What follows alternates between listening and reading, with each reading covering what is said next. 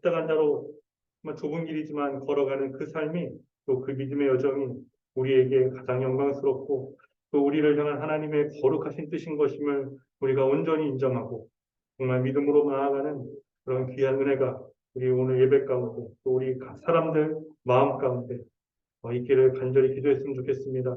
하나님께서 하늘의 문을 열어주셔서 귀한 말씀이 우리에게 들려지게 하시고 그 말씀을 단순히 잘 이해하는 차원을 넘어서 정말 우리 삶 가운데 깊이 적용하고 정말 우리가 새 마음과 새로운 존재로서 새 본성을 가진 자로서 거룩하게 살아가는 우리 강동 주님의 교회 될 수 있도록 우리 하나님의 은혜를 구하면서 간절한 마음으로 함께 기도하겠습니다. 기도하겠습니다. 주님의 은혜 주십니다. 우리가 들려주시고 불러주시고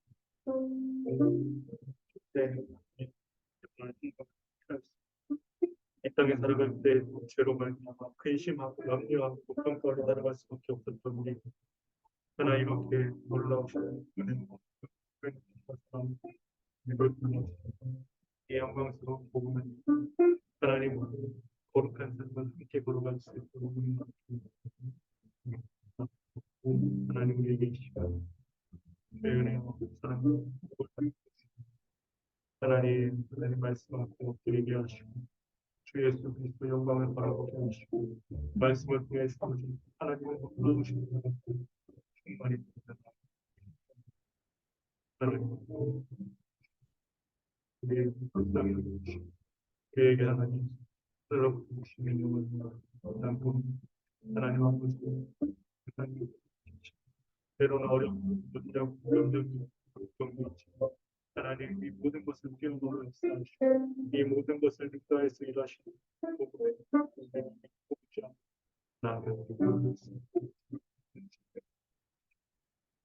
하나님 나오는 주님을 이 복음의 은혜를 붙잡고 하나님 그리하여서 우리가 정말 주의 몸된 교회를 섬기고 지체들을 섬기고 자신을 내고 하나님 그렇게 자신의 인생이 소모되고 하나님 아버지의 것이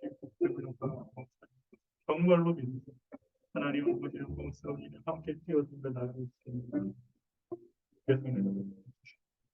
우리는 그렇게 해서 하나님께서 우리를 그리스도 안에 복음을 새롭게 하시고 다시 한번 우리를 말씀으로 승관케 해주시고 하나님의 영광스러운 함께 하나님 나아가고 있습니다. 주여 아버지 하나님 말씀을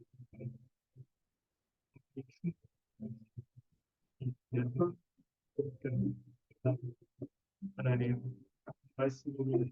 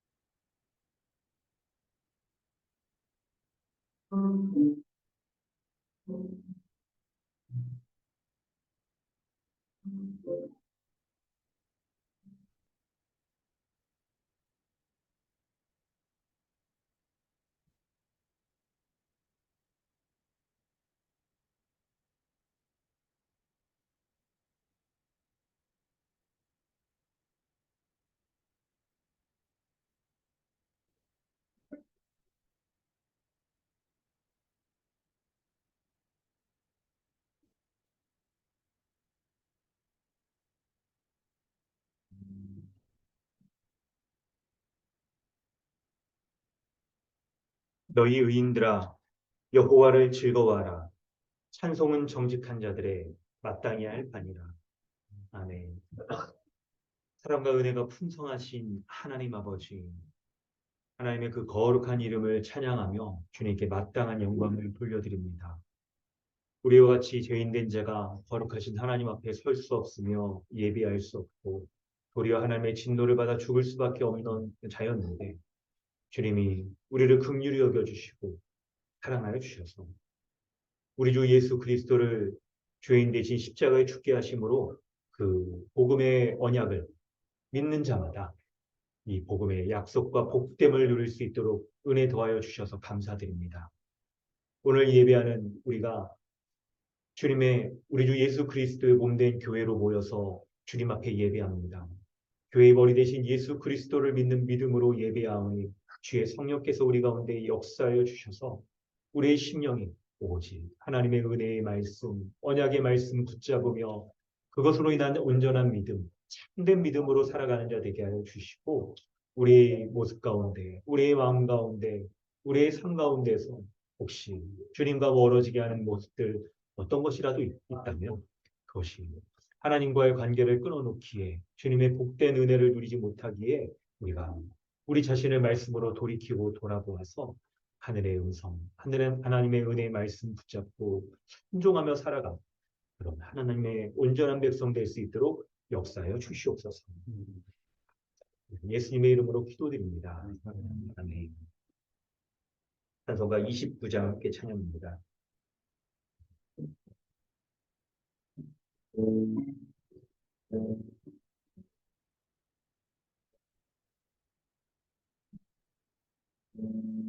성령과 함께 할렐루야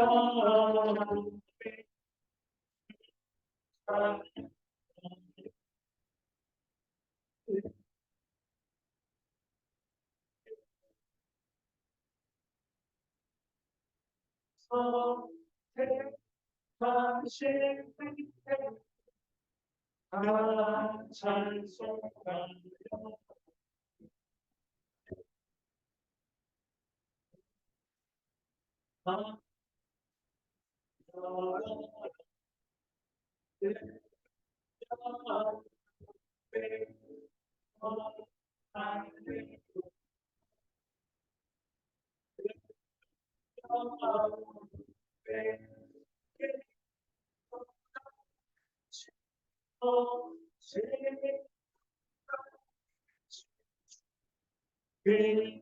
찬송하며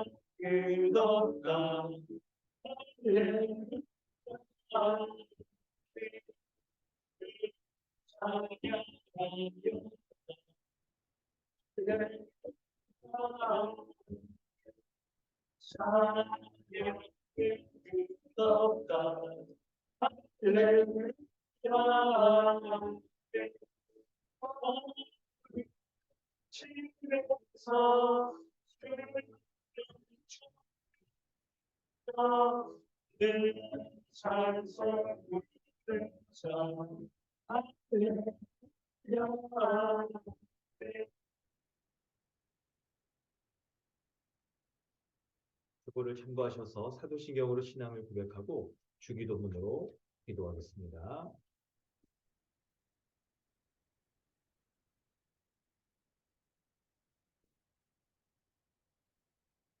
네, 중고등부 학생들도 같이 하겠습니다. 아니, 우리 앉으면 같이 하겠습니다.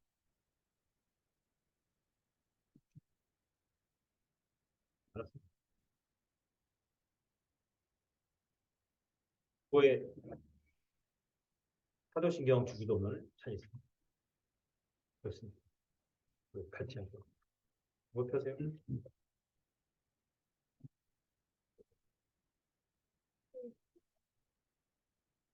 네, 사도신경을 함께 믿음으로 고백합니다.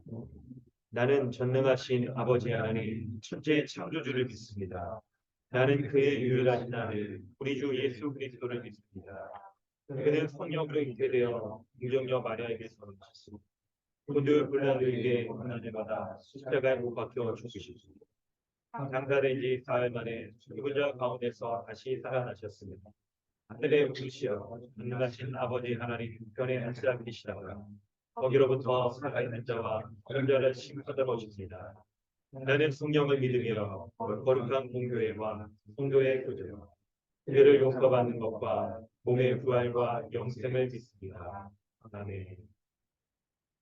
하늘에 계신 우리 아버지여 이름이 거룩히 여김을 받으시오며 나라가 임하시오며 뜻이 하늘에서 이루어진 것 같이 땅에서도 이루어지이다. 오늘 우리에게 일용할 양식을 주시옵고 우리가 죄인에게 죄진 자를 사하여 준 것 같이 우리의 죄를 사하여 주시옵고 우리를 시험에 들게 하지 마시옵고 다만 악에서 구하시옵소서.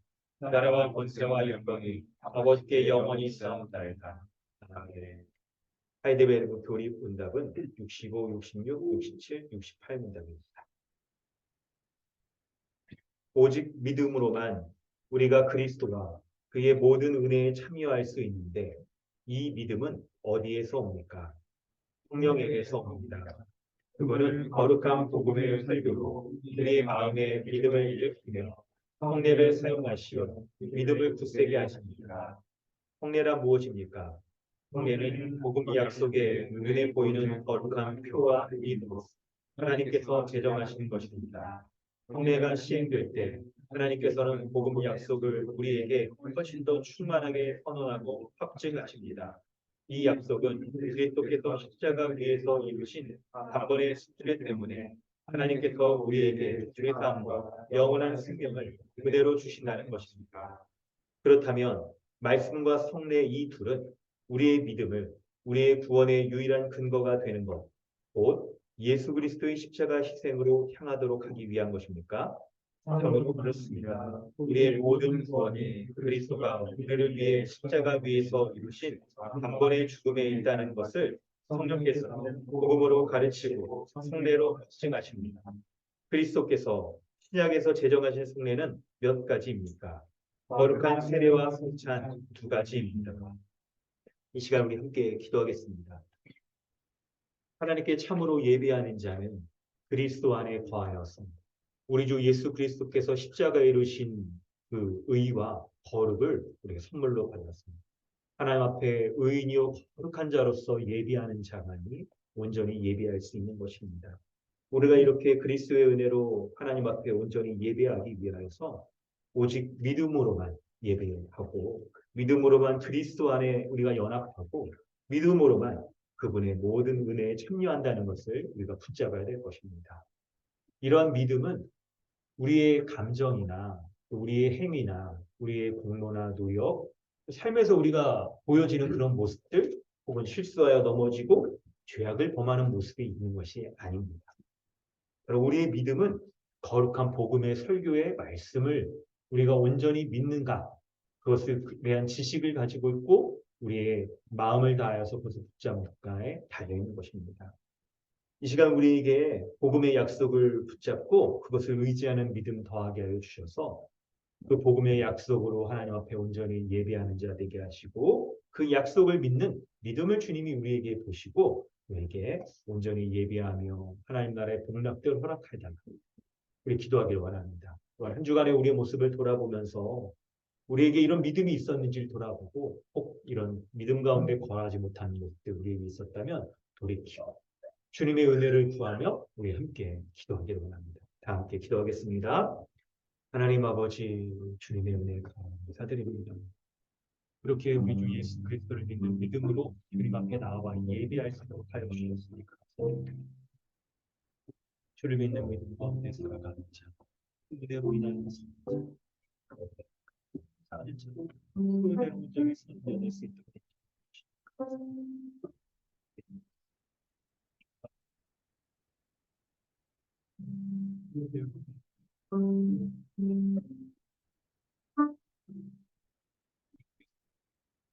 예수 그리스도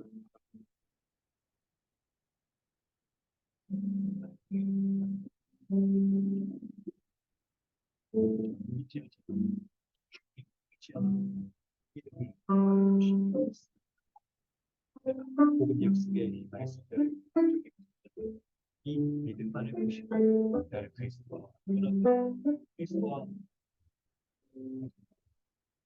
믿음을 우리에게 주시고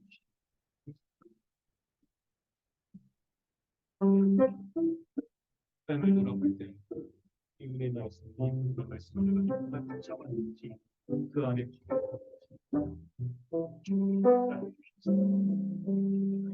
우리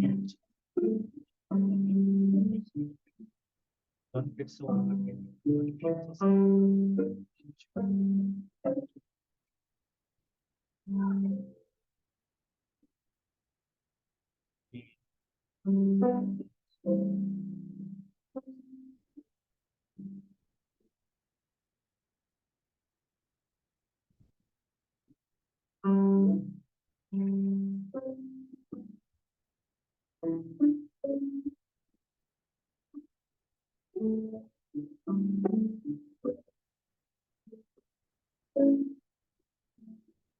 하나님 아버지 주님의 은혜에 감사드립니다.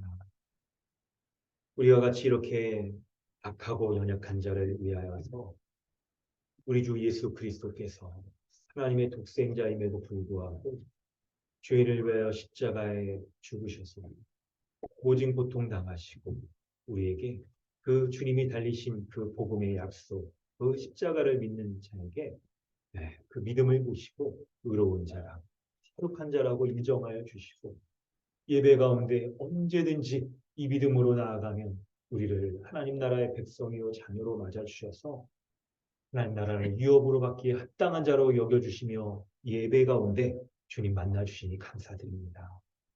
오늘도 그러한 믿음 가지고 주님 앞에 나아갑니다.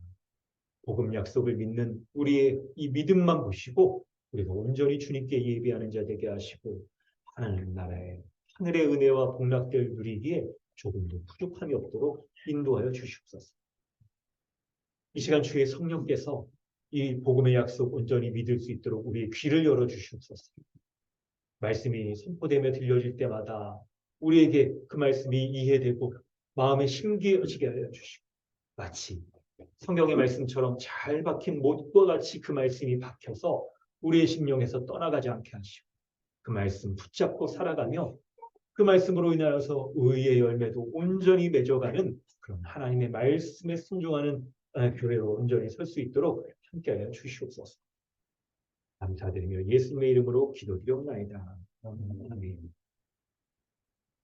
찬송가 257장 찬양하는 신규진 형제님 기대해 주십니다.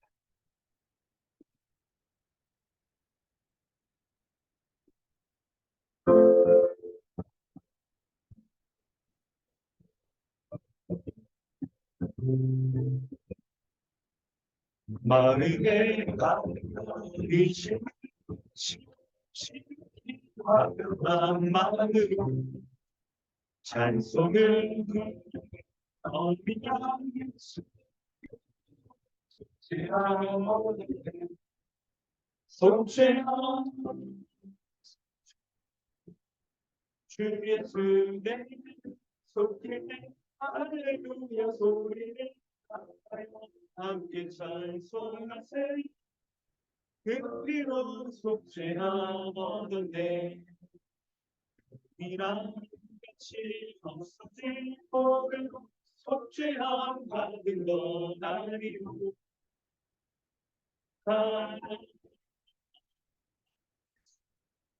피로 속죄하거든데 속죄함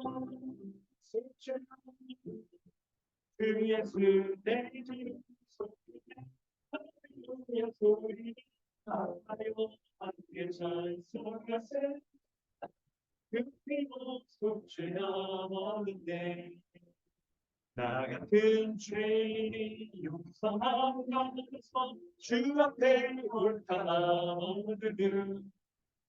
확실히 믿기는 어린 양 예수의 그 피로 속죄하는데 속죄함 속죄함 주 예수의 속죄해 할렐루야 소리 하여 함께 찬송하세 그 피로 속죄하는데 거룩한 천국에 올라가 넘치는 은혜의 상수 기쁨의 부름이 어린 양 예수의 그 피로 속죄하는데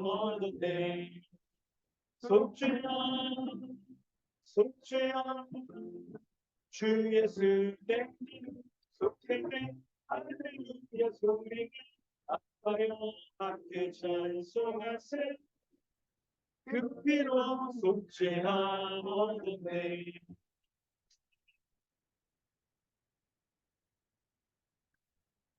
함께 기도드리겠습니다. 이미 우리에게 모든 복을 주신 하나님께 감사합니다. 또한 하나님이 주신 그 복을 우리가 믿음으로 누리게 하신 은혜에 감사드립니다.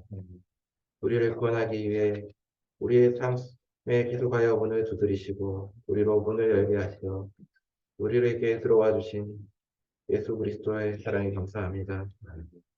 그리고 또 우리가 믿음의 길을 걸어갈 때 좌로나 우로 치우치지 않고 좁은 길로 인도해 주시는 성령님의 애쓰심에 감사드립니다. 그러나 지난 한 주간의 삶조차도 우리는 주님 한 분만으로 만족하지 못하고 옛사람을 그리워하였습니다. 세상의 사람들과 같이 우리에게 좀 더 재물이 있었으면, 우리에게 좀 더 건강이 있었으면, 우리가 좀 더 맛있고 먹고 마실 것 좋은 음식이 있었으면 좋겠다고 생각하였습니다. 이제 우리가 새 언약으로 새 사람이 된 존재가 되었음에도 불구하고 아직도 새 사람에게 옛사람에게 매여 있었습니다. 우리가 가야 할 바를 잘 알고 있음에도 넓은 그 흔한 길을 갈망하였습니다. 주님 한 분만으로 만족하는가? 라는 질문에 우리는 대답을 머뭇거리고 있었습니다. 출애굽한 백성이 가나안 땅을 향해 가는 삶에서 예전 노예의 삶을 그리워했던 것처럼 우리도 예전에 우리를 그리워하였습니다. 주님, 우리가 가는 길에 자그마한 고난도 견디지 못하고 계속 뒤로 돌아가고 있는 우리를 긍휼히 여겨주시길 바랍니다. 우리의 삶이 고난에 가득하고 비참하나 이미 부어주신 복으로 충분함을 우리가 더 알기 원합니다. 강동주님의 교회를 위해 기도합니다. 교회 이전의 모든 것을 주님께서 주관하시고 예배의 양육 승부가 있는 참된 교회로 성장하기 원합니다. 말씀을 선포해 주시는 담임 목사님, 이지성 목사님을 위해 기도합니다. 복음의 바른 선포를 위해 말씀 연구에 온전히 힘을 쓸 수 있도록 건강한 마음과 몸을 주시기 원합니다. 또한 이를 위해 함께 사역하시는 모든 사역자들도 그들의 삶이 부족함이 없도록 은혜를 부어주시기 원합니다. 또한 이 자리에 모인 모든 성도들이 고난 가운데 이미 우리에게 주신 모든 복을 매일 다시 생각하며 완성될 하나님 나라를 소망하며 나가기 원합니다. 교회 아이들을 위해 기도합니다. 우리 아이들이 이러한 참된 교회를 잘 이어나갈 수 있도록 바른 말씀으로 양육하게 하시고 우리 하나님께서 주신 모든 은혜를 누리게 해주시기 원합니다. 이미 우리에게 주신 복음의 은혜의 풍성함과 그 은혜에 대한 진정한 감사로 평안을 누리게 해주시기 원합니다. 예수님 이름으로 기도드립니다. 아멘.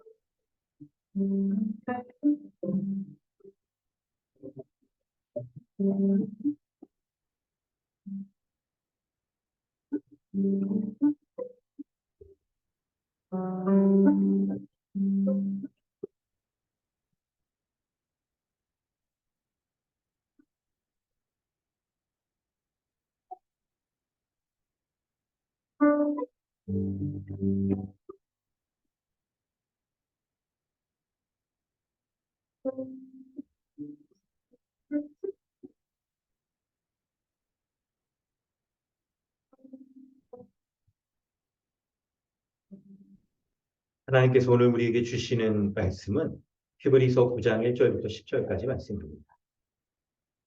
히브리서 9장 1절부터 10절.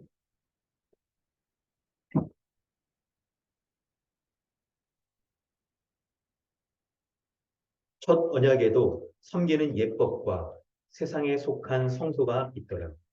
예비한 첫 장막이 있고 그 안에 등잔대와 상과 진설병이 있으니 이는 성소라 일컫고 또 둘째 휘장 뒤에 있는 장막을 지성소라 일컫나니 금향로와 사면을 금으로 싼 언약궤가 있고 그 안에 만나를 담은 금 항아리와 아론의 쌍난 지팡이와 언약의 돌판들이 있고 그 위에 속죄소를 돕는 영광의 그릇들이 있으니 이것들에 관하여는 이제 낱낱이 말할 수 없노라.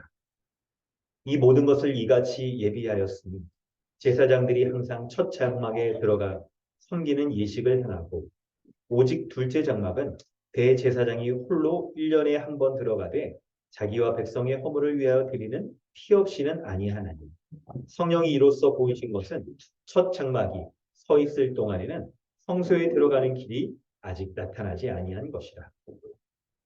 이 장막은 현재까지의 비유니 이에 따라 드리는 예물과 제사는 섬기는 자를 그 양심상 온전하게 할 수 없나니 이런 것을 먹고 마시는 것과 여러 가지 씻는 것과 함께 육체의 예법일 뿐이며 개혁할 때까지 맡겨둔 것이니라. 아멘. 할렐루야. 우리는 예수 그리스도로 말미암아 구원받은 성도입니다. 구원받은 성도는 이미 모든 죄를 다 용서받은 사람들이죠.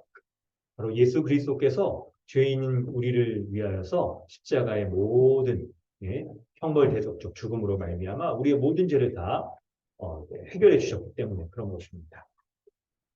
그런데 여러분, 우리가 이렇게 복음을 붙잡고 믿고 살아가는 과정 가운데 우리의 실생활 가운데 때때로 우리가 짓는 죄들로 인하여서 우리는 죄 용서를 확신하지 못하고 살아가는 경우가 있습니다. 여러분 어떠십니까? 여러분 우리 각자를 한번 돌아본다고 한다면 복음의 약속을 정말 믿고 살아갈 때에도 우리가 실제 삶에서 있죠. 순간순간 때때로 우리가 범죄하거나 넘어지는 경우가 있죠. 이때 우리가 죄 용서를 확신하고 있는가 하는 그런 생각들을 해봐야 될 거예요. 특히나 우리가 개개인마다의 특성이 다르고 약점들이 있는 걸 우리가 스스로 알 거예요. 그런 반복적인 죄를 범할 때 내가 정말 죄사함의 은혜를 확신하고 있는가를 생각해 보게 되잖아요. 또한 우리 지체들에게도 향하여서도 우리가 범죄한 지체들을 향하여서도 온전히 용서하고 있는지 또 우리가 돌아봐야 될 거예요. 우리가 때때로 이렇게 일상을 살아가면서 짓는 죄, 그 죄를 범할 때 죄 용서를 확신하지 못하면 우리 마음에 이런 생각이 듭니다. 아유, 내가 왜 그랬을까? 그때로 돌아가서 내가 다른 방법으로 다른 걸 택했다면 얼마나 더 좋았을까? 이렇게 후회하고 자책하게 되죠. 이럴 때 여러분 우리가 정말 이 복음의 약속을 믿고 예수 그리스도가 누구신지를 믿고 있는지를 돌아봐야 되는 거예요. 그래서 히브리서 8장 1절에 이걸 잊어버리지 말라고 이렇게 얘기하고 있었죠. 우리 이하진 형제가 한번 주보에 히브리서 8장 1절 읽어주세요. 번역에도 지금 우리가 하는 말의 요점은 이러한 대제사장이 위에 있다는 것이라 오늘 하늘에서 지극히 크신 이의 보좌 우편에 앉으셨으니. 아멘. 우리가 붙잡아야 될 요점이 신앙의 요점이 무엇인지를 말씀하는데 대제사장인 예수 그리스도가 우리에게 있다는 겁니다. 이분이 하늘에게만 있는 게 아니었어요. 하늘에서 지극히 크신 보좌 우편에서 모든 만물을 다스리시며 대제사장으로서 우리와 같이 범죄하는 자를 위하여서 중보하고 이렇게 십자가의 제사의 언약의 그 죽음으로 말미암는 온전한 있죠 제사의 은혜를 누리도록 하시는 분이 바로 우리와 함께하고 있다는 거예요. 그렇기 때문에 우리가 어떤 죄에 대해서 넘어지고 쓰러지고 했을 때 바라봐야 될 분이 바로 예수 그리스도예요. 그 주님이 어떤 분인지 우리가 오늘 본문을 통해서 살펴보도록 하겠습니다. 그럼 오늘 본문이 특별히 제가 우리 예배 전에 이렇게 좀 참고 자료를 올려드렸잖아요. 이게 우리가 히브리서가 이제 구약 배경으로 쓰여져 온 내용들인데 구약에 대한 그 내용들을 우리가 소폭적으로 좀 이해할 부분이 있습니다. 오늘 본문을 좀 이렇게 문단별로 핵심을 먼저 설명을 하고 그리고 그 설명을 좀 확대해 보려고 합니다. 1절부터 5절에서는요. 첫 언약, 모세 언약을 말하죠. 그 가운데 섬기는 예법과 성소와 지성소에 대해서 말하고 있습니다. 옛 언약 가운데 주어졌던 성소와 지성소에 대해서 1절부터 5절이 얘기하고 있어요. 1절부터 5절이. 그때 여러분 잘 보시면 성소와 지성소의 안에 들어있는 기물이 뭔지를 상세히 설명하고 있죠. 성경 연구할 때 여러분 우리 반복문에서 배우신 거 기억나죠? 자세한 설명에는 뭔가 중요한 게 있다는 거야. 근데 그거를 내용도 알아야겠고 이 내용이 자세한 설명이 말하는 의미가 무엇인지를 아는 것은 더 중요하죠. 더 중요하죠. 그거를 우리가 유념해서 봐야 됩니다. 그리고 6절부터 8절에서는요. 1절부터 5절이 성소, 지성소에 대해서 그러니까 건물에 대해서도 말한다면 6절부터 7절에서는 사람, 제사장과 대제사장에 대해서 설명을 하고 있어요. 제사장은 첫 장막에서만 활동하는 사람이고 대제사장은 둘째 장막, 곧 지성소에까지 들어갈 수 있는 사람이었어요. 그런데 이렇게 있죠. 성소에 들어가는 사람과 지성소에 들어가는 사람을 구분해서 설명하는 그 또 이유는 뭔가 하는 것을 알 필요가 있는 거죠. 근데 여러분 이제 이런 내용을 이제 여러분에게 조금 더 설명을 해보려고 합니다. 그런데 오늘 본문이 우리가 어느 정도로 구약의 요 제사 제도에 대해서 이해해야 되는지 본문이 설명해주고 가이드가 있어요. 몇 절인지 아세요, 여러분? 혹시 읽으면서 좀 뭔가 눈에 띄신 게 있으세요? 5절이에요.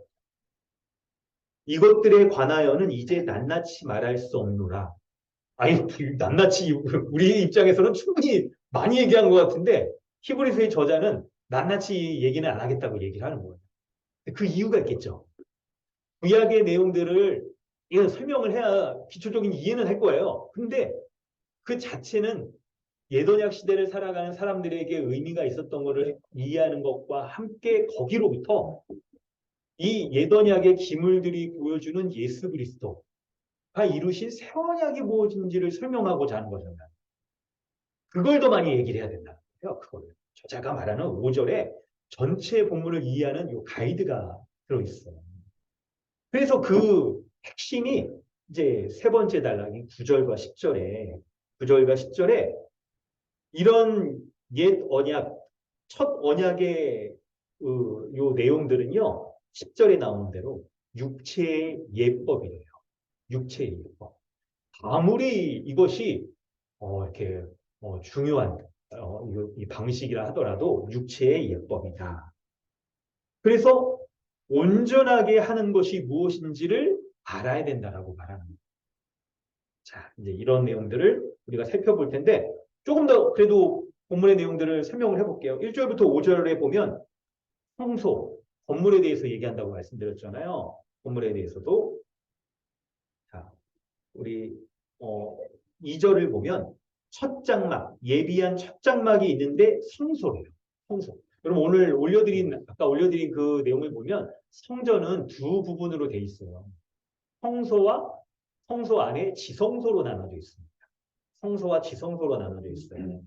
그럴 때 성소에는 뭐가 들어있다라고 말합니까? 2절에 보니까 등잔대와 상과 진설병이 있다. 이렇게 얘기를 합니다. 예, 크게 두 부분이에요. 등잔대와 진설병, 그리고 진설병을 놓는 상이 있는 거예요. 근데 등잔대는 이게 뭘 가리키냐면, 등잔대가 이 성소에서 남쪽에 위치하고 있고요. 진설병은 북쪽에 위치하고 있어요. 진설병은. 근데 등잔대는, 여러분, 보신 적 있을 거예요. 등잔대는 이렇게, 원래 이게 촛대죠, 촛대. 근데 촛대가 이렇게 보통 우리는 하나지만, 성경에서 말하는 이 등잔대는 가운데 기둥에서 양쪽으로 세 개가 갈라져서 전체가 7개 초를 이렇게 꼽는 거죠. 초를 이렇게 밝히는 것이 성소 안에 들어있고, 그리고 진설병이 들어있는 진설병이 이게 떡을 올리는 거예요. 떡을 올리는. 이게 제사할 때. 그리고 6절부터 8절, 아니 이제 3절에 보니까 지성소 안에는 둘째 휘장이다. 둘째 휘장이라는 게 이제 그 장막 안에, 성소 안에 휘장이 있고 지성소 안으로 이제 들어가게 되는데 성소와 지성소를 나누는 게 휘장인데 지성소에는 뭐가 있냐면 금향로와 사면을 금으로 싼 언약궤가 있고 언약궤 안에 만나를 담은 금 항아리와 아론의 쌍난 지팡이와 언약의 돌판들이 있다고 얘기해요. 왜 여러분 이게 딱 이렇게 향로는 뭐 하는 거냐면 향 피우는 거죠. 향 피우는 거예요. 그리고 언약궤가 있고 만나를 담은 금 항아리, 아론의 쌍난 지팡이와 언약의 돌판들이 있다라고 하는데 여러분 이게 왜 어떤 배경 가운데 주어진 거냐면 이스라엘 백성이 출애굽하여 광야를 지날 때 하나님께서 은혜 가운데 주신 기물들이에요. 그 기물들을 이제 이스라엘 백성들이 가나안 땅에 들어가서 정착해서 이제 더 이상 이전에 장막, 텐트를 짓지 않고 이 건물로 된 이걸 이제 지을 때 그때도 이제 딱 이걸 또 하기도 하고 그렇죠. 물론 이제 텐트 이렇게 치면서 지나갈 때도 마찬가지입니다. 성소와 지성소로 나눠서 하는데 요 지성소 안에 요 언약궤 하나님께서 주신 언약 10계명 대표적이죠. 이거죠. 그리고 광야의 길을 걸어갈 때 만나를 주시잖아요. 이거를 담고 있는 항아리가 있고 아론의 쌍난 지팡이와 언약의 돌판들을 가지고 이걸 보관했던 거예요. 보관한 이유가 있겠죠. 하나님의 백성이며 하나님의 은혜의 언약 가운데 있다는 것들을 잊지 않도록 하기 위해서 이걸 아주 중요한 곳에 성소의 가장 안쪽에 보관하고 있는 것입니다. 보관하고 있는 거예요. 그리고 언약의 돌판 위에 5절에는 속죄소를 돕는 영광의 그룹들이 있고 여기서 속죄소는 뭘 가리키냐면 이스라엘 백성들이 있죠. 여러분 그 표에서 보시면 알겠지만 그 성전 안에 이렇게 딱 이렇게 문을 열고 들어와 가지고 거기서 제물을 잡아요. 짐승 가지고 제물을 잡고 그 피를 어디다가 하냐면 속죄소에다 뿌리는 거예요. 죄 용서함을 받았다 하는 표시로서 뿌리는 겁니다. 그것이 이제 5절에 설명되어 있는 거고요. 그리고 6절부터 8절을 보면 이제 요 성소 건물에서 섬기는 사람에 대해서 설명을 해요. 6절은 첫 장막 성소에서 제사장들이 섬기고 7절은 대제사장은 지성소에서 섬긴다. 이렇게 얘기를 하고 있습니다. 6절의 제사장들은 뭐합니까? 첫 장막에 들어가서 이렇게 섬긴다라고 말하는데 제사장이 여기서 뭐 하는지 이렇게 6절에 안 써 있지만 위에 2절부터 5절까지 거기에 이제 써 있는 거예요. 내용들인 거예요. 바로 등잔 때 향로, 향을 피우는 역할들을 제사장들이 하는 겁니다. 그래서 매일 그 등잔이 여러분 기름으로 불을 붙이니까 기름을 보충하는 역할을 하고 향로의 향도 꺼지지 않도록 향을 또 드리고 그리고 진설병은 일주일에 한 번 갈아주는 거예요. 떡을 갈아주는 역할들을 제사장들이 하는 거예요. 그리고 7절에 대제사장은 뭐 하느냐? 대제사장은 있죠. 홀로 1년에 한 번 요 둘째 장막 곧 지성소에 들어가서 제사를 드리는데 여러분 여기야. 오늘 본문을 이해할 때 아주 중요한 포인트가 있어요. 지성소에 들어가서 1년에 한 번 제사를 드리는데 자기와 백성의 허물을 위하여 드리는 피 없이는 아니한다. 피의 제사를 드리면서 지성소에 들어갔다고 말하는 겁니다. 여러분 이런 의미가 이제 이런 내용을 통해서 우리가 의미가 뭔지를 이해하는 것이 우리에게 이제 필요한 겁니다. 그래서 이 제사장이 피의 제사를 통해서 온전히 제사한다라는 것을 보는 거죠. 기본적인 설명들은 했는데 여러분 그 의미가 뭔지 이해하는 것이 우리에게 필요할 거예요. 그걸 이제 좀 설명을 해볼게요. 1절부터 5절을 좀 설명한다면 여러분 첫 언약 곧 모세의 언약 시대 가운데 요 장막 제도가 있었습니다. 장막 제도가 있었습니다. 그래서 요 제도가 바로 이스라엘 백성들이 출애굽한 이후에 광야를 지날 때 텐트를 치면서 여기 성소와 지성소를 지으면서 계속 이동했던 거예요. 이동했던 거예요. 그럴 때 여러분 장막 제도가 왜 세워졌을까요? 어떤 일을 했을까요? 바로 우리 7절에 피 없이 들어가지 못한다 하는 것 가운데에서 알 수 있듯이 죄의 용서를 받는, 속죄 받을 수 있도록 하는 역할을 해주는 게 바로 장막제도의 역할이었어요. 그런데 여러분 1절부터 5절에 특징이 있죠. 뭡니까? 아니 이거 신약 본문인데 마치 구약 본문 출애굽기 뭐 보는 것만큼이나 매우 자세하게 성소 제도에 대해서 막 설명을 해주고 있단 말이에요. 물론 여러분 이건 우리 편으로 보면 자세한데 출애굽기 25장 26장 가면 많아요. 굉장히 길어요. 이거. 굉장히 길어요. 벤치는 어떻게 해야 되고 막 짓는 이 치수나 재료가 뭔지까지도 잘 설명하고 있단 말이에요. 근데 이렇게 설명하는 이유가 뭘까? 그 의미가 뭘까를 아는 게 중요하죠. 뭘까요? 어떤 점일까요? 바로 이렇게 자세하게 설명해주는 모습이 죄의 용서를 받을 수 있는 정교한 시스템들이 갖춰져 있다는 것이고, 하나님께서 하나님의 백성들의 죄를 용서해 주실 수 있는 은혜를 받을 수 있는 그 통로가, 은혜의 길이 쫙 열려져 있다는 것을 보여주는 거예요. 죄의 용서를 받을 수 있는데 조금도 부족함이 없도록 하나님께서 장치를 해주신 거예요. 장치. 평소 올려드렸던 그림을 참고하면 출입문을 들어온 다음에 제사를 드리고 손도 씻고 이방인들만 들어올 수 있는 성소의 뜰이 있고 유대인들이 더 안쪽까지 들어갈 수 있고 제사장이 들어갈 수 있고 대제사장만 들어갈 수 있는 이런 것들이 왜 이렇게 세세하게 정해져 있고 하냐면 하나님 앞에 거룩한 사람만이 들어갈 수 있는데 그 거룩함을 유지하고 죄를 온전히 용서받아서 하나님의 은혜를 누리면서 죄 용서의 확신을 갖도록 하기 위하여서 하나님이 이렇게 상세하게 알려주십니다. 달리 얘기하면 어떠한 죄인이라도 그 죄 용서를 받아서 완전한 죄의 확신을 받을 수 있는 길을 열어주신다는 하나님께서 은혜의 길을 열어주셨다는 거예요. 그런데 여러분 우리가 이제 알아야 될 포인트가 5절에 이거를 낱낱이 말할 수가 없노라라고 말하고 있는 면에서 첫 언약이 있다는 것은 둘째 언약, 옛 언약이 있다는 것은 새 언약, 충만한 완성된 언약이 있다는 것을 말해주는 거죠. 하나님께서 옛 언약 가운데에서 이렇게 옛 언약 가운데에서도 백성의 죄를 용서해주는 은혜의 길을 활짝 열어주셨어요. 그런데 이것은요, 온전한 속죄, 온전한 죄의 용서를 받기까지 제한적으로 주어진 거예요. 제한적으로. 여러분 예를 들어서 이렇게 생각해 보면 여러분 그 자동차 운전하시다가 여러분 그 딱지 끊어보신 적 있으세요? 저도 이거 막 언젠가요? 막 신호 기다리고 막 있는데 유턴 하려고 하는데 유턴 폭이 있잖아요. 정확히 딱 서가지고 있는데 건너편에 차선에 차들이 쭉 늘어서는데 아니 옆에 차선 다 비어 있는데 유턴 차선에만 차들이 쫙 이렇게 서는 거예요. 이게 나랑 딱 맞붙어 있는 반대편 차선에.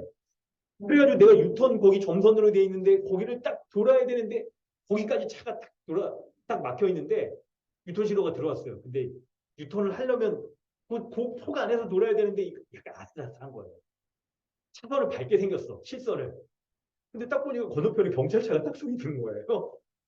이거 돌아야 돼 말아야 되네. 한쪽 바퀴는 점선으로 돌 수 있는 것 같은데 한쪽 바퀴는 실선 밟을 것 같은 거예요. 근데 그냥 확 돌았어요.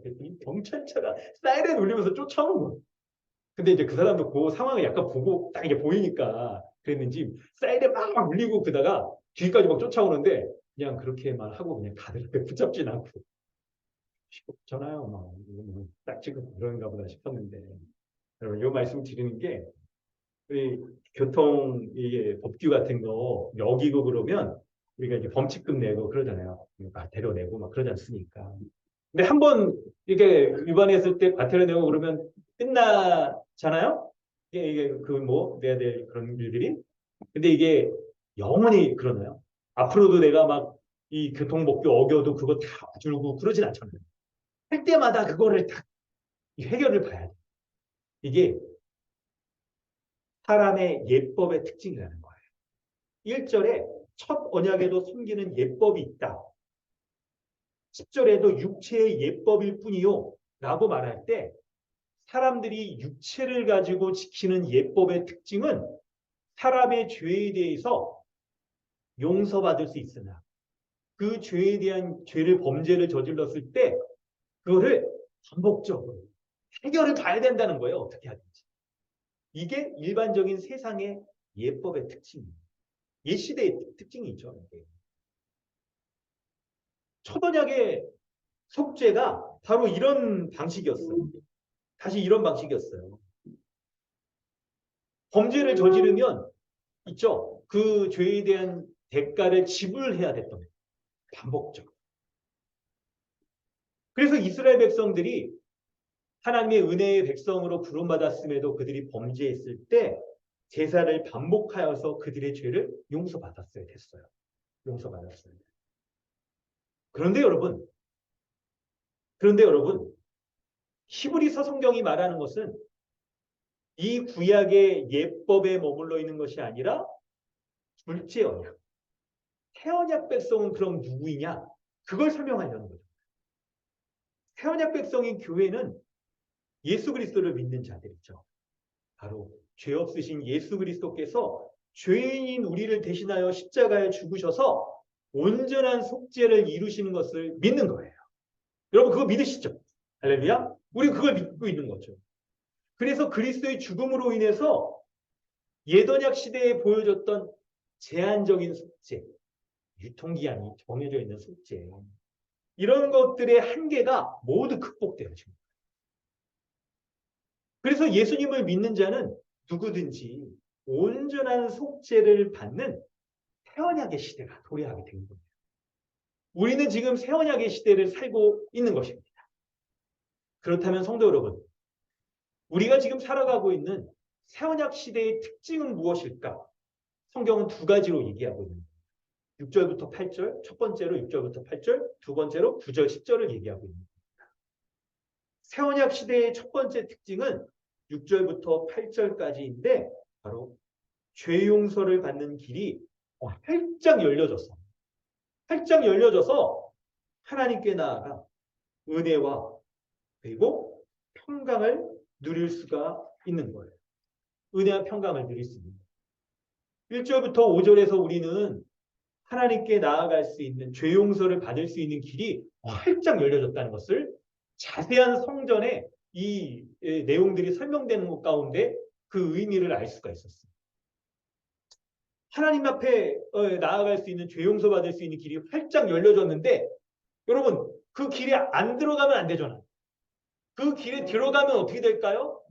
그 길에 접어들게 되면 하나님께 나아가서 하나님이 주시는 은혜와 평강을 온전히 누릴 수 있다는 거예요. 그게 6절부터 8절이 설명해 주고 있는데 내용을 한번 잠깐 더 볼까요? 여러분 초단합 제도에서는 6절 보면 제사장들이 항상 첫 장막에 들어가서 숨기는 예식을 했다라고 말합니다. 그런데 제사장들이 둘째 장막인 지성소에는 들어가지 못하는 것에 주목해보세요. 왜 지성소에 들어가지 못합니까? 지성소에 들어가는 것이 허락되어 있지 않았기 때문에 제한적인 죄 용서 가운데 있기 때문에 그런 거예요. 대제사장만 1년에 한 번 들어갈 수 있어요. 지성소는 어떤 곳이에요? 하나님이 임재하시는 장소. 완전한 죄의 용서가 다 확인되어지고 거룩한 자만, 온전히 거룩한 자만이 들어갈 수 있는 곳이에요. 일반 사람들은 못 들어가죠. 제사장들도 못 들어가는 거예요. 이게 여러분 보여주는 게 뭐냐면 그래서 성소와 지성소를 휘장이 딱 가로맞아서 그 완전한 죄의 용서가 베풀어지는 지성소를 보호하게끔 하고 있는 거예요. 여러분 이게 보여주는 게 뭡니까? 우리가 어떻게 해야 완전한 죄의 용서를 받아서 은혜와 평강을 온전히 누릴 수 있는가? 여러분 우리 그걸 생각해 봐야 되는 거예요. 바로 그것이 죄 없으신 예수 그리스도 그분이 죄인 대신 제물이 되어서 십자가에 죽으신 것을 믿는 자만이 대제사장이 들어갈 수 있는 그 지성소 그곳에 들어갈 수 있다라고 말하는 거죠. 예수님이 죽으실 때 십자가에 죽으실 때 성소의 휘장이 쫙 찢어졌죠. 그래서 주님을 믿는 자는 누구든지 이제 지성소까지 들어갈 수 있는 그 담대함을, 그 은혜와 평강을 누릴 수 있게 되어지는 거예요. 완전한 죄의 용서가 이제 딱 베풀어져서 누구든지 이 하나님 앞에 더 이상 심판받아 죽게 될 그 두려움이 사라지게 됩니다. 여러분, 태원약 시대의 첫 번째 이 은혜의 특징은 바로 하나님 앞에 완전한 죄 용서를 받을 수 있는 길이 활짝 열려져서 누구든지 예수님을 믿으면 지성소까지 들어갈 수 있는, 그래서 하나님의 은혜 그리고 평강을 누릴 수 있게 되는 일이 주어지는 겁니다. 두 번째 특징은 뭘까요? 새언약 시대의 두 번째 특징은 9절과 10절입니다. 바로 그리스도의 온전한 죄의 용서로 말미암아 어떻게 되느냐? 죄책감으로부터 벗어날 수 있게 됩니다. 죄책감으로부터. 첫 번째 은혜는 지성소, 곧 완전한 하나님의 임재의 장소에 들어가서 더 이상 대제사장도 죄가 있는 상태에서 지성소에 들어가면 죽잖아요. 더 이상 죽지 않아. 하나님의 심판을 받을 두려움이 사라져요. 그래서 온전한 평강을 누릴 수 있게 되죠. 두 번째 특징은 9절, 10절이 말하는 것은 죄책감에서 자유로울 수 있는. 본문에서 어떤 점이 그걸 말해주고 있을까요? 9절에 이 장막은 현재까지의 비유니 이에 따라 드리는 예물과 제사는 섬기는 자를 양심상 온전하게 할 수 없다. 여기 붙여. 그 양심상 온전하게 할 수 없는 것이 예언약의 속죄의 제한된 모습이었는데 이제 예수 그리스도를 믿는 자는 어떻게 됩니까? 그 양심상 온전하게 되어질 수 있다라고 말하기 때문에 더 이상 죄책감에 사로잡히지 않는. 여러분 이걸 좀 설명해 보겠습니다. 초don약 제도에서 여러분 죄인은 반복적으로 제사를 드릴 수밖에 없어요. 왜 그러냐면 마음의 중심이 근본적으로 바뀌어지지 않았거든요. 제사지들을 통하여서 죄의 용서를 받고 피를 뿌려서 피를 뒤집어 쓰는 사람들이 죄의 용서받았다는 것을 확정짓는다 하더라도 그의 마음의 중심은 그대로 있는 거예요. 그런데 예수 그리스도께서 어떤 은혜를 베풀어 줬을까요? 자, 참고 본문 한번 이제 보겠습니다. 참고 본문을 봅니다. 네. 예레미야 31장 본문인데요. 우리 여찬 형제가 한번 읽어주세요. 예레미야 31장 31절 말씀. 말씀이니라 오라 나리 이르는 내가 이른 나라의 북서 유다 중에서 장사를 이르리. 네. 여호와의 말씀이니라 보라 날이 이르니 내가 이스라엘 집과 유다 집에 새 언약을 맺는다라고 하고 있는데 근데 여러분 그 본문 한번 좀 찾아볼게요. 직접. 여기 31절 새 언약을 맺는다는 말씀이 있고 새 언약의 내용이 뭔지는 그 밑에 좀 설명되어 있거든요. 여러분. 예레미야 31장 31절 이하에 구약성경 1101쪽입니다. 혹은 1097쪽.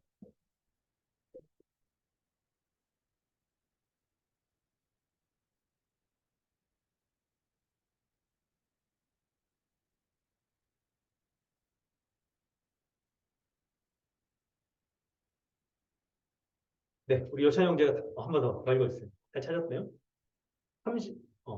찾았죠? 31장 31절.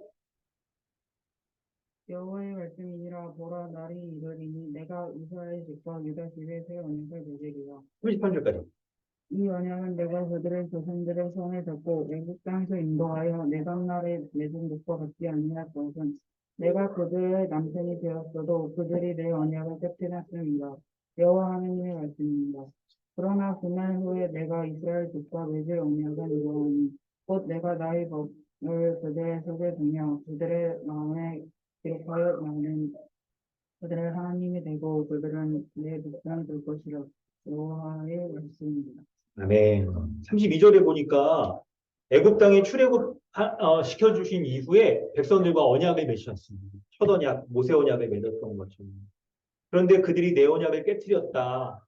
하나님이 남편으로서 그들을 맞아주시는데 신부인 이스라엘 백성이 그 언약을 깨뜨렸는 거예요. 그 이유가 뭔지 알 수 있게 해주는 힌트가 바로 그들의 마음이 변화되지 못했기 때문에 외적으로는 율법을 지킨다 하더라도 마음이 죄에 부패한 상태로 계속 있으니까 그 부패한 마음으로부터 계속해서 범죄한 행동들이 나오잖아요. 행동을 일으키는 건 마음이지 않습니까? 근데 마음이 아직도 새 마음이 아닌 옛 마음, 부패한 마음에 있으니까 범죄를 끊을 수가 없어요. 그런데 33절에 새 언약은 뭡니까? 그들의 하나님의 법을 그들의 속에 두며 그들의 마음에 기록한대요. 이들을 다 새 마음을 갖도록 해주셔서 하나님의 법을 알 뿐만 아니라 하나님의 법을 마음으로부터 즐거이 지키면서 행하려고 하는 그 마음을 바꿔주시는 거예요. 마음을 개혁시켜 주시는 거예요. 그래서 이들이 하나님의 법을 행동으로도 지켜 순종하는 모습이 나타나는 거죠. 이게 새 언약의 특징이에요. 새 언약의 특징이에요. 이렇게 되어질 때 참고 보면 밑에 보니까 에베소서 3장 12절이죠. 여운 형제 한번 읽어줄까요? 에베소 3장 12절. 한번 큰 소리 한번 읽어주세요.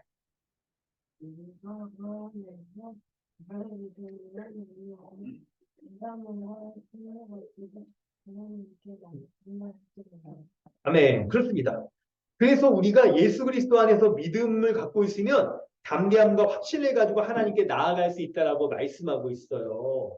여러분, 구약의 옛 언약에서는요, 요 양심상 그를 온전히 할 수 없어요. 마음이 부패한 상태에 있었기 때문에.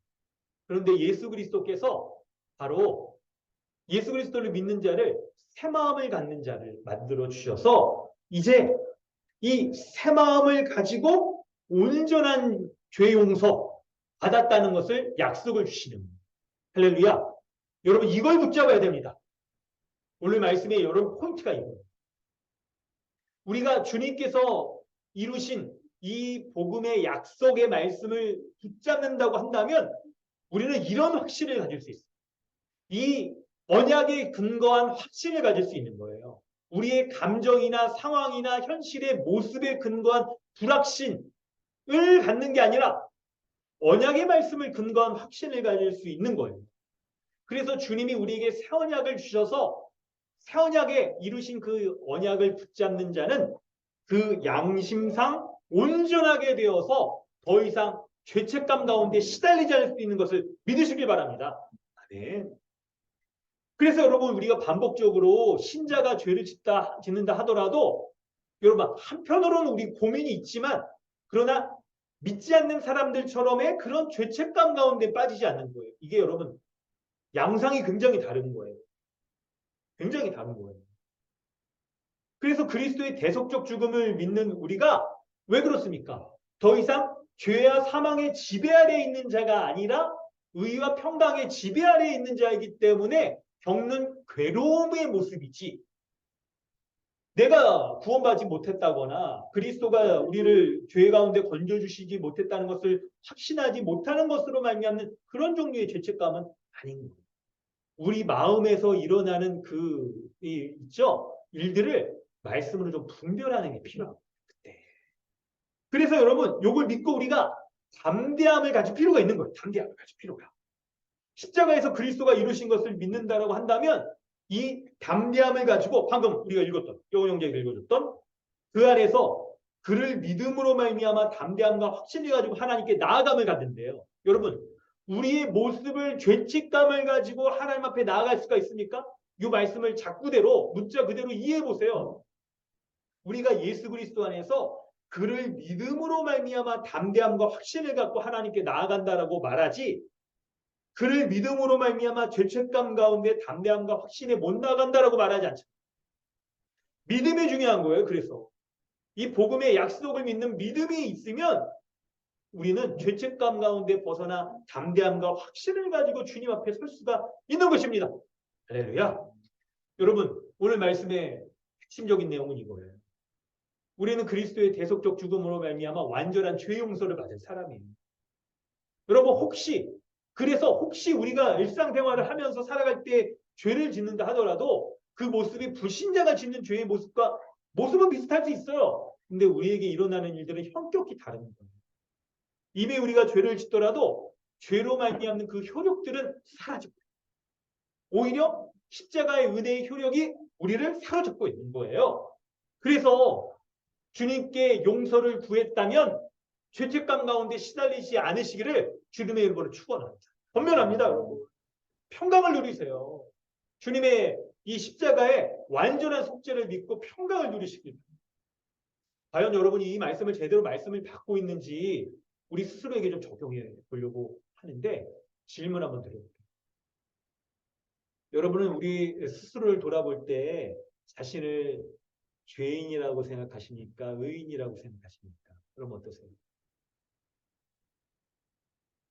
사실 이 질문을 자주 이렇게 하는 그런 단체가 있죠. 이게 아주 레퍼토리 구원파가 그래요. 제가 한 2달 좀 전에 구원파 사람 만난 게 아주 강렬해가지고 전도하러 이렇게 갔다가 집에 이렇게 찾아가서 그쪽에 갔다가 갔는데 거기 이제 아파트에 문이 이렇게 열려 있어 공동연관이 이렇게 열려 있어서 갔는데 그러니까 거기 뭐죠? 거기 뭐죠? 경고속도로 가다가 서울에서 부산 방향 가다가 오른쪽에 그 큰 구원파 교회 있는 거 있잖아요. 거기 그쪽이에요. 그러니까 거기 다니는 사람들이 많이 사는 동네인데 되게 예수 믿으라고 두드렸는데 거기 어떤 형제가 31살? 아니 28? 하여튼 그렇게 보이는데 자기들이 알고 있는 이거 복음의 말씀으로 도리 우리를 전도하려고 그러는 거야. 갑자기 질문을 던져 나한테. 갔던 그 전사님하고 같이 짝지어서 갔는데 당신은 의인입니까 죄인입니까 질문을부터 던지는 거예요. 그러더니 막 이렇게 대답 못하고 막 이러면 아니면 막 네, 죄인이라고 그러든 의인이라고 그러든 다 레퍼토리가 있더라고 다. 하여튼 그러면서 그냥 이 딱 말씀을 그냥 가지고 성경 로마서 말씀을 가지고 그냥 아주 전도하려고 그 층에서 10층 아직도 기억나네. 10층뿐만 아니라 9층 내려갔는데 9층까지 따라 내려오더라고. 얼마나 그냥 열정이 가득한지 전도자의 열정이 가득한지 아직도 못 잊겠어요. 그 생생한 구원파 그 신자의 열정. 아유, 여러분 우리가 구원파 한번 이렇게 연구할 필요가 있긴 할 것 같아요. 그거를 우리가 잘 이해하면 우리가 정말 복음을 제대로 이해했는가, 우리 믿고 있는가를 돌아볼 수 있을 텐데 핵심 질문은 그거죠.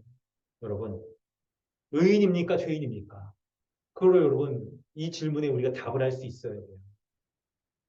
근데 로마서 말씀에서 살필 부분이 있겠지만 히브리서 살피니까 9절을 가지고 한번 생각해 보세요. 9절. 그 양심상 온전하게 할 수 없다라고 말했어요.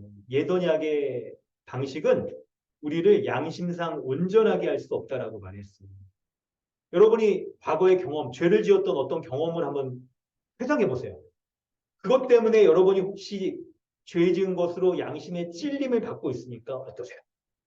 그렇다고 한다면 우리는 그 양심의 찔림으로 인해서 우리의 의인됨을 확신하기가 어려워요. 양심은 우리로 하여금 범죄했을 때 이게 죄다 하는 것을 딱 경종을 울려서 알려주잖아요. 바로 그렇다고 한다면 우리의 그 양심으로 인하여 우리는 의인됨을 확신하기 어려울 겁니다. 반복적인 죄로 인해서 우리가 깊은 이런 죄책감 가운데 빠진 것으로 말미암아 의인됨을 확신하지 못할 수 있을 거예요. 그런데 여러분 그때 한번 우리 마음을 잘 살펴보세요. 도대체 우리가 이런 죄책감 가운데 빠졌을 때 우리 안에 무엇이 작동하길래 죄책감에 이렇게 사로잡히고 그 죄책감으로 인하여서 의인됨을 확신하지 못할까? 그 무엇이 우리에게 이렇게 작동하고 있는 것일까? 그걸 생각해 보는 거예요. 그게 10절이에요. 10절. 10절 한번 우리 다 같이 한번 읽어볼까요? 우리 10절 한번 읽어볼까요? 다 같이 한번 10절 한번 읽어보겠습니다. 읽어볼까요? 시작. 이런 것은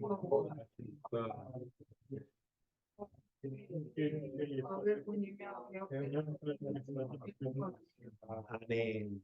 10절 말씀에서 중요한 것은 육체의 예법 가운데 우리가 여전히 영향을 받고 있기 때문에 육체의 예법, 곧 예언약이 우리로 하여금 완전한 죄사함을 확신하지 못하고 신뢰하지 못하도록 만들어서 우리로 하여금 죄의 지배와 영향력 가운데 머무르게 함으로 죄책감을 느끼도록 만드는 거예요. 죄책감을 느끼도록. 그래서 그리스도께 나아가지 못하게 하고 도리어 율법의 책망과 저주 가운데 놓여지도록 그렇게 우리 안에서 작동하고 있는 보게 됩니다. 작동하게 됩니다. 여러분 이런 모습은 우리가 그렇죠? 그리스도 안에 있는 신자는 여러분 이중성을 가지고 있잖아요. 이미와 아직. 그러니까 이미 옛사람을 벗었으나 또 옛사람을 벗어야 되고 항상 벗어야 되고 이미 새 사람을 입었으나 항상 새 사람을 입어야 되는 존재가 신자의 본질적인 존재잖아요. 이미 아직 다 갖고 있는. 그런데 우리가 육체의 예법이 우리에게 현격히 영향력이 있다고 복음의 약속을 붙잡지 못할 때 그런 생각이 딱 들게 될 때 우리가 마치 이 옛사람을 벗지 못한 사람인 것이냐 육체의 예법이 우리 안에 작동하게 돼요. 그래서 죄책감들을 막 만들어내는 거예요. 이걸 사로잡히게 하게 만드는 거예요. 그렇다고 한다면 여러분 우리는 어떻게 육체의 예법에서 벗어날 수 있을까요? 10절에 의하면 개혁한다는 말을 여러분 주목해 보세요. 개혁한다는 말을 개혁한다는 말을 주목해 보세요. 옛 언약은 그리스도로 인해서 있죠. 개혁되었습니다. 심지어 그 얘기하려니까 그냥 저기 나왔군요. 네, 잘 들어주세요. 옛 언약은 그리스도로 인해서 개혁되었습니다. 교회는 그리스도로 인하여서 개혁된 새 언약 안에서 살아가는 게 바로 교회예요. 그러므로 핵심은 뭐냐면 교회는 새 언약을 계속 붙잡으면 항상 개혁될 수 있는 거예요. 항상 새롭게 될 수 있는 거예요. 성도 여러분, 이 복음의 약속을 믿으시길 바랍니다. 여러분은 새 언약의 복음으로 개혁되어 있습니까? 교회는 그리스도의 십자가로 말미암아 온전한 죄사함을 받은 거예요. 그러므로 누구든지 교회로서 거하기만 하면 언제든지 개혁되어져서 죄책감으로부터 벗어날 수 있는 것입니다. 여러분, 교회가 누리고 있는 이 죄의 삶, 온전한 속죄의 이 효력은요, 영원한 거예요. 옛 언약의 이 백성들이 한시적으로 누리던 것 같은 것과는 현격히 다른 개혁되어져 있는 하나님의 백성이기 때문에 그 죄사함의 효력이 영원합니다.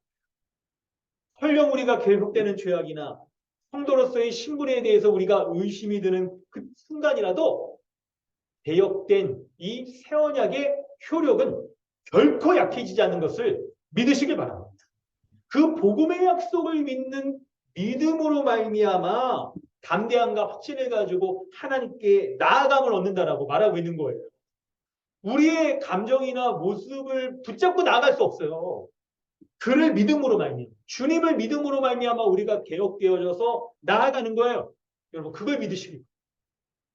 여러분 이제 이 말씀을 우리 스스로에게 적용했다면 우리 주님의 교회인 우리 가운데 지금 이 시점에서 우리 교회가 이 말씀을 어떻게 받아야 되는지도 한번 생각해 보세요.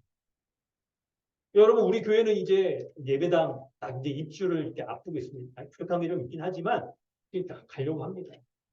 여러분 예배당이 뭐 건물인데 그렇죠.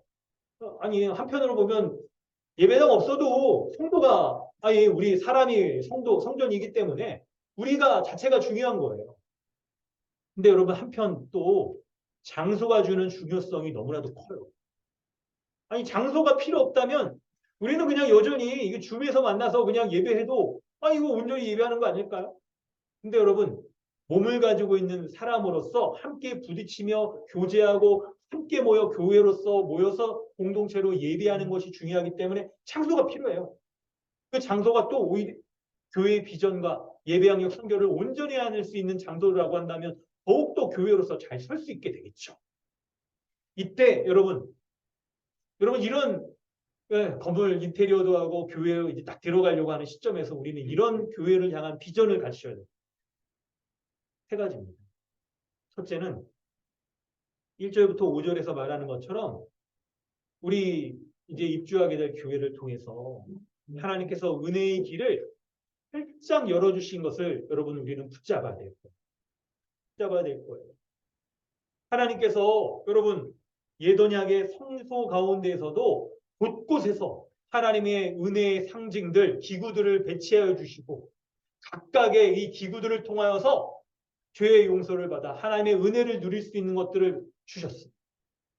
이 모습이 그리스도로 말미암아 다 성취되어서 예수 그리스도를 온전히 믿는 교회라고 한다면 우리는 이제 그 장소 가운데에서 곳곳에 이 장소 모습을 통해서 여러분 우리 안에 펼쳐진 있죠? 곳곳에 그 장소 가운데에서 얼마나 하나님의 은혜에 온전히 누리는 예배하고 양육하고 교제할 수 있는 것이 풍성히 그 은혜의 장소로 서게 될지를 기대하셨으면 좋겠어요. 그런 기대를 했으면 좋겠어요.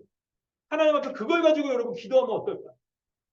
이 장소를 통해서 하나님이 은혜의 길을 활짝 열어주셔서 이제 우리가 그곳에 들어가서 더욱 온전히 예배하고 양육하고 그리고 교제할 수 있는, 선교할 수 있는 그런 은혜 주신 것에 대해서 감사함으로 주님 주실 것들 다 누리시길 바랍니다.